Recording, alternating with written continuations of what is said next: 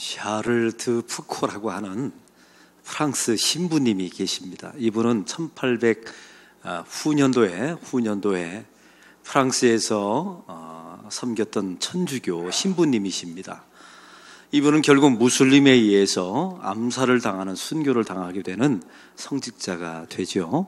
이분의 좌우명이 있었습니다. 평소의 좌우명은 예수 사랑이었습니다. 얼마나 예수님을 사랑했든지 자기 인생의 표 좌우명으로 예수 사랑 이렇게 정하게 된 겁니다. 이 샤를 드 부쿠라고 하는 신부님이 자기 인생의 가장 유명한 어록을 남겼습니다. 한번 잘 들어보시기 바랍니다. 하나님을 믿는 자들에게 가장 어려운 일은 하나님을 믿는 것이다 라는 말을 했다는 겁니다. 여러분, 이게 말장난 같지만 이 안에는 중요한 게 숨겨져 있습니다. 우리의 믿음의 실체를 한번 확인해 보라는 겁니다. 하나님을 믿는 사람에게 가장 어려운 일은 하나님을 믿는 것이다. 우리의 믿음에 허상이 있는지, 우리의 믿음은 진실한지, 우리의 믿음은 가짜가 아닌지 항상 하나님 앞에 확인해 봐야 된다는 의미일 것입니다. 이와 비슷한 말을 한 분이 돌아가신 영락교회 한경직 원로 목사님이십니다. 이분이 살아생전에 투병 생활하면서 마지막 임종을 맞이할 때의 일입니다. 한국교회 중진 원로 목사님들이 위로차 병문안을 찾아가게 된 겁니다. 그때 한경직 목사님에게 한 중진 원로 목사님이 이런 부탁을 했습니다. 목사님, 여기 모처럼 만에 한국교회 중진 원로 목사님들이 다 모였습니다. 이 목사님들에게 돌아가시기 전에 한 말씀 부탁합니다. 이렇게 했더니 한경직 목사님이 이 말을 하셨다는 겁니다. 목사님들, 예수 잘 믿으십시오. 이 말을 전하고 이 한경직 목사님은 얼마 후에 돌아가셨습니다. 여러분, 그 말이 의미하는 바가 무엇일까요? 그 목회자들에게, 목사들에게, 더군다나 원로급의 중진 목사님들에게 예수 잘 믿으라고 말씀하신 이유가 있을 것입니다. 우리의 믿음의 실체가 바르게 되어 있는지 확인해 보라는 말이겠죠. 사랑하는 성도 여러분, 나는 믿습니다 라고 말하면 정말 믿어지는 게 맞나요? 혹시 안 믿어지기 때문에 그렇게 믿습니다라고 외치는 것은 아니란 말입니다. 올해 우리나라가 여러 가지 드라마와 영화 가운데 작년에서부터 올해까지 가장 유행어가 탄생했답니다. 그것은 바로 스카이캐슬에서 나온 대사가 유행어가 되었어요. 어머니, 절대적으로 저를 믿으셔야 합니다. 이게 얼마나 유행이고 패러디가 얼마나 많이 나왔는지 말이에요. 전적으로 어머니 나를 믿으셔야 합니다. 이게 이제 시사하는 바가 있어요. 믿음이 사라진 이 시대를 풍자하는 말 아닙니까? 그리고 진짜 좋은 대상에게 믿어야 자기 자녀의 미래가 열린다는 의미이겠지요. 그런데 그 대사 그 다음이 중요합니다. 어머니 절대적으로 저를 믿으셔야 합니다. 그 다음 대사가 어머니 전적으로 저에게 맡기셔야 합니다. 저는 그 믿음의 실체의 의미에 대해서 다시 한번 그 드라마를 보면서 생각하게 되었습니다. 믿는다는 것은 맡기는 것입니다. 자기가 믿는 것만큼 맡기게 되는 것 아닙니까? 그리고 아무나 맡기는 게 아니에요. 사실은 보면 자기 자신의 연약함과 부족함을 아는 사람만이 맡길 수 있어요. 그러므로 우리의 믿음의 강도는 자기 자신에게서, 자기의 선언과 자기의 고백에서 결정되는 것이 아닙니다. 내가 맡기는 그 대상에 따라 그분의 믿음, 그분의 믿어줌에 따라, 그분의 책임져 주심에 따라 우리의 믿음의 강도가 결정되어진다는 사실입니다. 할렐루야. 저는 제 생애 처음으로 이제 자동차를 가진 적이 있습니다. 그게 바로 현대에서 나온 엑셀이라고 하는 차를 제가 처음으로 가졌어요. 근데 이게 돈이 없으니까 제가 한 15년 된 20만 킬로 딴 차를 구입하게 된 겁니다. 아주 완전 꾸물이죠. 이걸 운전하면서 제 마음속에 막 불안감이 드는 게 바퀴가 빠지면 어쩌나 이런 마음이 들 정도로 아주 고물 자동차를 제가 샀어요. 그럼에도 불구하고 이게 얼마나 첫 자동차니까 애착이 있었겠습니까? 갈고 닦고 막 했죠. 근데 문제가 생겼습니다. 제가 어느 날 부목사 때 그 차를 몰고 이제 신방을 가려고 나갔는데 신방대원 권사님이 기다리고 있네요. 그래서 제가 말했죠. 권사님 타세요 했더니 권사님이 안 타시는 겁니다. 막 주저하는 거예요. 왜 안 타십니까? 라고 말했더니 권사님이 저한테 이런 말씀을 하시는 거예요. 목사님, 도저히 못하겠습니다. 목사님은 믿겠지만 목사님의 엑셀은 못 믿겠습니다.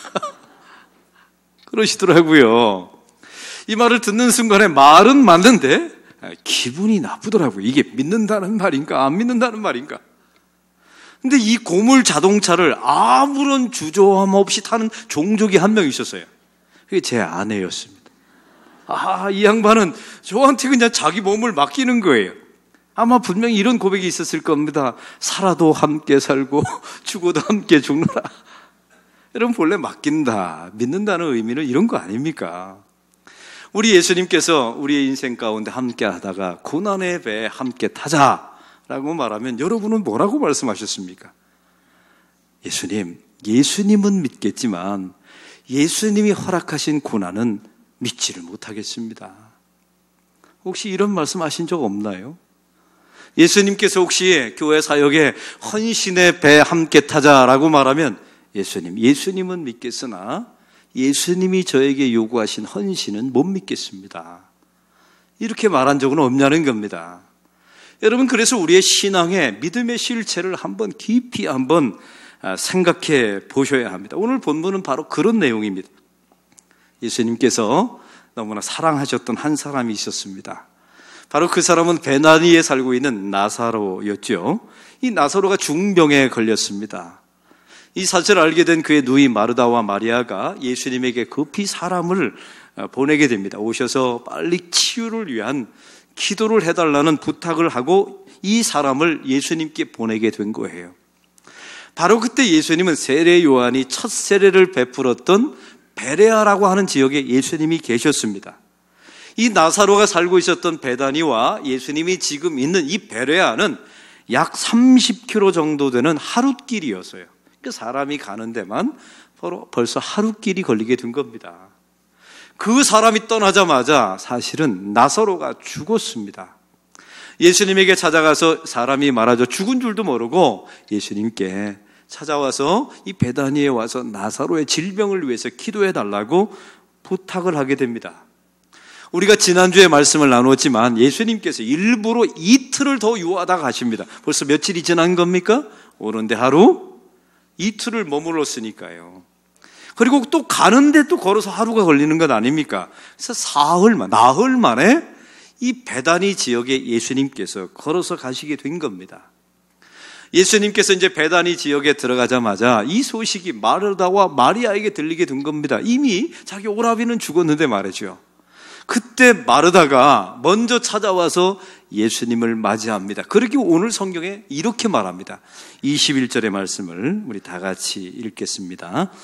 마르다가 예수께 여짜오되 주께서 여기 계셨더라면 내 오라비가 죽지 아니하였겠나이다. 아멘.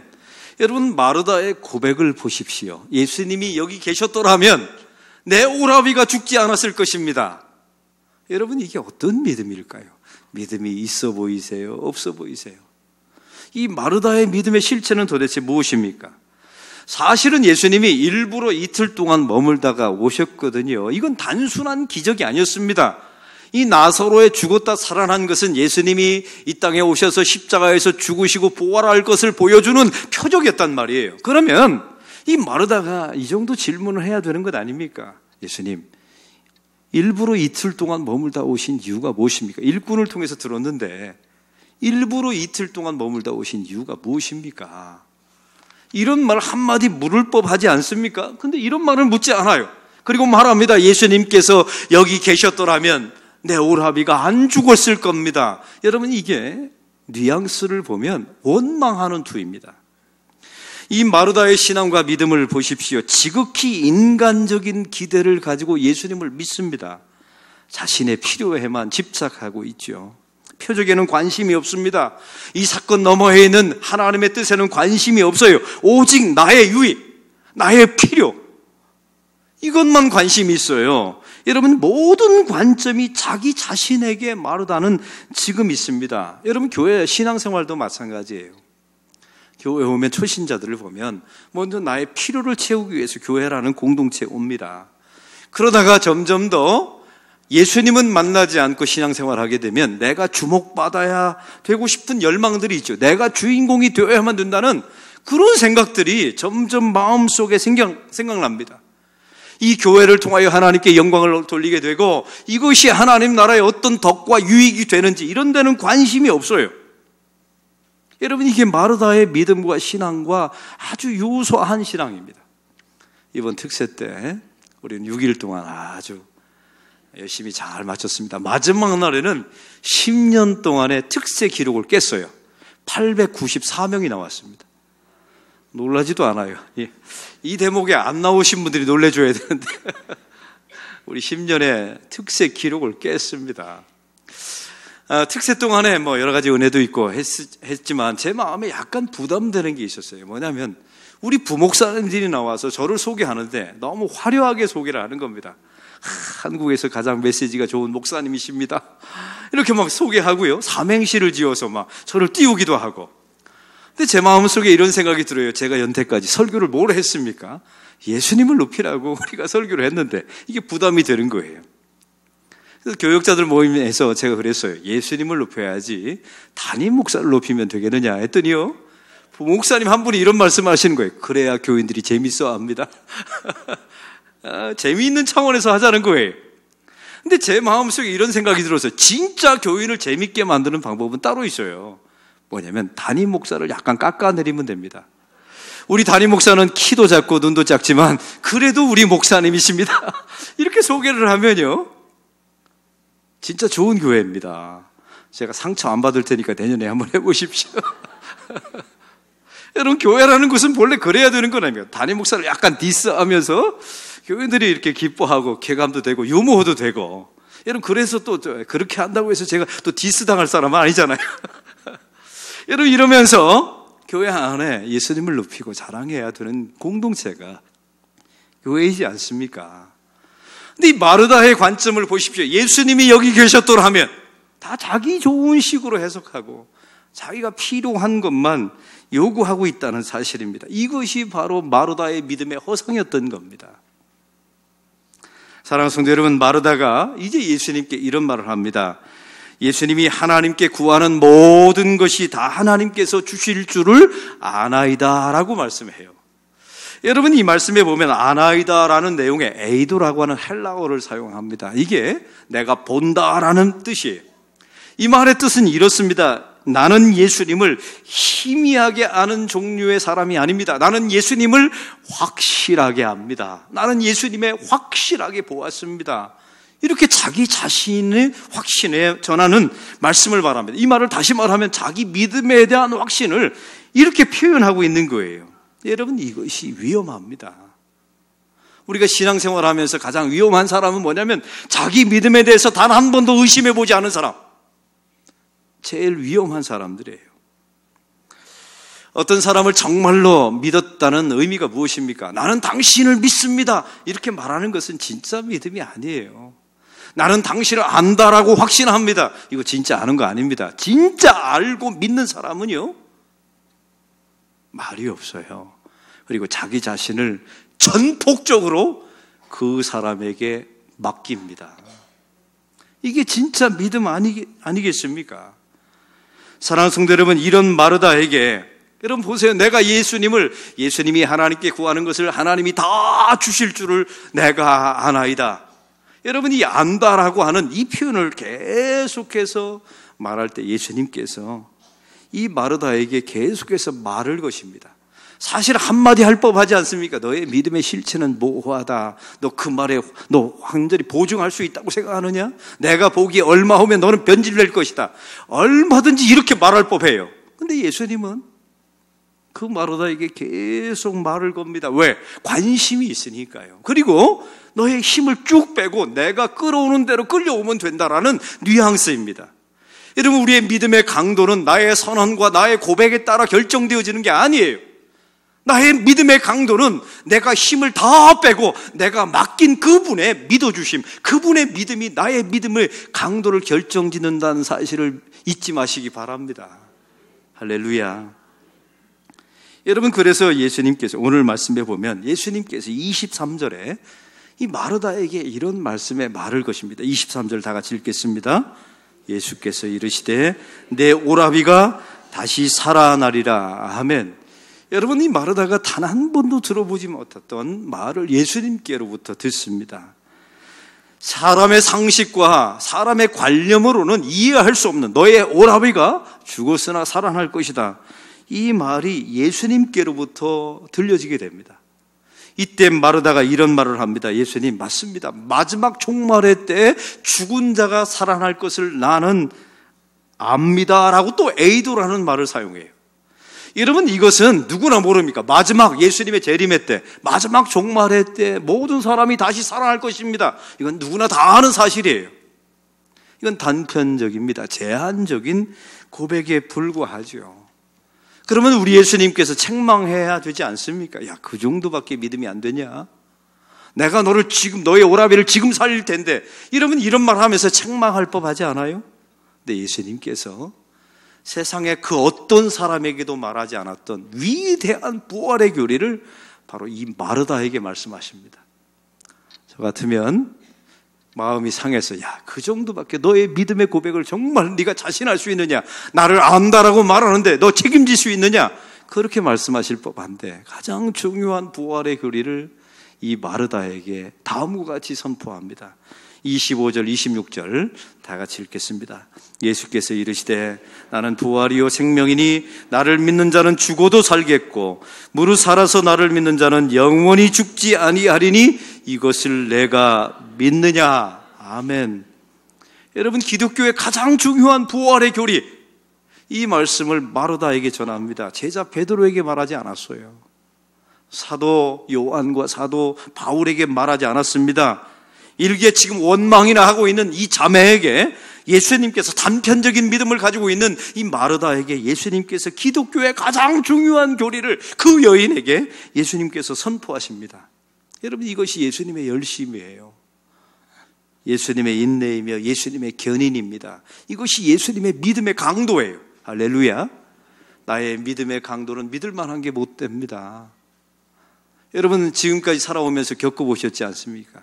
내가 주님을 압니다, 믿습니다, 확신합니다, 이랬던 사람 치고 시험에 빠지지 않은 사람이 없어요. 여러분, 그런 사람일수록 교회에 더 해악을 입히고 어떤 때는 시험 예수님을 원망하고 저주하고 맹세하는 일들이 벌어지게 되죠. 이때 마르다의 고백을 보시기 바랍니다. 27절을 다 같이 읽겠습니다. 이르되 주여 그러하외다. 주는 그리스도시요 세상에 오시는 하나님의 아들이신 줄 내가 믿나이다. 아멘. 여러분, 이 고백을 보십시오. 누구의 고백과 비슷합니까? 베드로의 고백과 비슷해요. 예수님께서 베드로에게 너는 나를 누구라고 하느냐? 주는 그리스도시요 살아계신 하나님의 아들이십니다. 이 고백과 너무 비슷합니다. 완벽한 고백이에요. 세상에 오시는 하나님의 아들이신 줄 내가 믿습니다 라고 완벽한 고백을 마르다가 합니다. 근데 여기서 끝나는 게 아니에요. 이런 마르다에게 예수님께서 무덤에 도착하십니다. 돌문을 열라라고 말씀하신 중간에, 이 중간에 마르다가 다음과 같이 오늘 성경 39절에 이렇게 대답합니다. 다 같이 읽겠습니다. 예수께서 이르시되 돌을 옮겨 놓으라 하시니 그 죽은 자의 누인 마르다가 이르되 주여 죽은 지가 나흘이 되었으니 벌써 냄새가 나라이다. 여러분, 이 말씀에 세번역 성경에 보면 이런 의미로 나와 있어요. 예수님, 돌문을 연다고요? 이미 썩어 문드러졌습니다. 불가능합니다. 이미 끝났습니다. 헛수고입니다. 여러분, 너무 이상하지 않습니까? 내가 주님을 압니다. 나는 주님을 보았습니다. 확신합니다. 마지막 때에 주님께서 부활시키심을 나는 압니다. 주는 그리스도이시오 살아계신 하나님의 아들임을 나는 믿습니다 라고 말했던 여인이에요. 그리고 나는 믿습니다 라고 말했던 사람인데 돌문을 열라 라고 말하는 순간에 안 됩니다. 불가능합니다. 헛수고입니다. 도대체 이 여인의 믿음의 실체는 무엇일까요? 여러분, 이건 마르다만 그런 게 아닙니다. 저와 여러분이 환난과 어려움과 내 눈앞에 수많은 고통을 만나면 다 이렇게 바뀌어요. 불가능합니다. 안 됩니다. 이건 상식에 벗어난 일입니다. 헛수고입니다. 애쓰지 마세요. 이렇게 돌변하죠. 여러분, 그래서 성도의 믿음의 강도는 여러분의 고백과 선언을 통해서 결정되어지는 게 아니에요. 그거는 별 볼 일 없는 믿음에 불과합니다. 그럼에도 불구하고 오늘 성경을 보십시오. 이런 마르다에게 예수님이 계속 말을 겁니다. 여러분, 말을 건다는 말은 관심이 있다는 말이에요. 그리고 이 여인에게 자기 존재의 불완전함과 부족함에 대해서 계속 깨닫게 하시죠. 그리고 결정적으로 기독교의 가장 중요한 복음을 이 여인에게 주님이 전하십니다. 할렐루야. 이 주님께서 말씀하고 싶었던 건 이런 거예요. 너의 믿음의 고백과 선언을 과신하지 말라고. 대신 너의 힘을 쭉 빼고, 믿음이라는 것은 맡기는 것이니 내가 끌고 가는 대로 따라오라고 주님께서 말씀하신 겁니다. 성도의 믿음의 강도는 믿을 만한 게 못 돼요. 여러분의 신앙과 고백을 통해서 결정되어지는 게 아닙니다. 우리를 믿어주시고, 우리를 인도하시고, 견인하시고, 끝까지 끌어가 주시고, 책임져 주시는 예수님의 사랑과 그 믿어주심이 결정하는 줄로 믿습니다. 샤를드 푸코라고 하는 신부님에 대한 말씀을 초반에 나눴습니다. 이분이 순교하기 직전에 의탁이라고 하는 기도를 지었어요. 제가 왜 천주교 신부인데 이렇게 예화를 쓰냐면, 이분의 좌우명이 예수님 사랑이었기 때문에, 예수님을 너무나 사랑했던 신부님이었기 때문에 이분의 기도를 제가 한번 찾아봤습니다. 근데 의탁의 기도라고 하는 기가 막힌 기도가 있어요. 제가 여러분에게 읽어드리겠습니다. 하나님 아버지, 이 몸을 당신께 맡겨드리오니 당신 좋으실 대로 하십시오. 저를 어떻게 하시든지 감사할 뿐 저는 무엇이나 준비되어 있고 무엇이나 받아들이겠습니다. 아버지의 뜻이 제 안에서 이루어진다면 이 밖에 다른 것은 아무것도 바라지 않습니다. 그리고 마지막 부분의 기도문이 이렇게 마무리됩니다. 당신 손에 맡기는 것이 어쩔 수 없는 저의 사랑입니다. 아멘. 이 기도문은, 의탁의 기도는 이렇게 끝납니다. 사랑하는 성도 여러분, 우리가 믿는다고요? 예수님은 믿지만 예수님이 허락하신 그 고난은 못 믿겠습니다. 이건 믿음이 아닙니다. 예수님은 믿겠지만 예수님이 타라고 하신 그 헌신의 자리는 못 믿겠습니다 라고 말하는 것은 믿음이 아니에요. 그럼에도 불구하고 저와 여러분이 이렇게 미숙하고 허망한 믿음을 가졌지만 내 믿음의 강도를 나의 믿음과 나의 선언, 나의 고백으로 결정되어지지 않는 것이 너무나 다행입니다. 할렐루야. 우리 예수님께서 믿어주시고 예수님께서 우리를 끌어가 주시는 그 사랑의 강도가 우리의 인생을 결정지을 줄로 믿습니다. 저는 목욕탕에 가면 항상 은혜 받는 문구가 써 있어요. 귀중품을 맡기지 않으면 책임지지 않습니다. 얼마나 은혜가 되는지요. 우리 인생도 마찬가지입니다. 여러분, 도대체 여러분의 인생을 무엇으로 책임질 수 있겠습니까? 한 치 앞도 내다보지 못하고 내 맘먹은 대로 되는 일이 없는데 무엇 하나 우리가 자신하고 확신할 수 있는 게 없는데, 여러분, 저와 여러분의 인생을 무슨 힘으로 끌어가실 작정이십니까? 힘을 쫙 빼고 주님께서 허락하시는 그 주님의 끌어가심에 저와 여러분을 위탁하시기 바랍니다.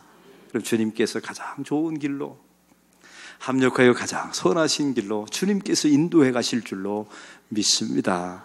믿음의 강도는 나의 선언과 나의 고백과 나의 확신으로 결정되어지는 것이 아님을 잊지 마십시오.